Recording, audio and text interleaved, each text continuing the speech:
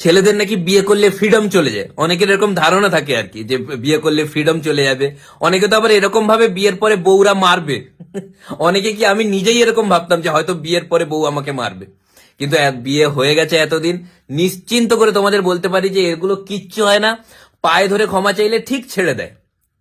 আমার বউ একবার আমাকে মারতে এসেছিল, আমি ওপেন থ্রেড দিয়ে দিয়েছি, দম থাকতে হবে, আমি ওপেন ওকে থ্রেড দিলাম, এই সাহস থাকলে আমার গায়ে হাত তুলে দেখা হতো তৃতীয়বার। বন্ধুরা, 3বারের বেশি মারতে দিইনি ওকে।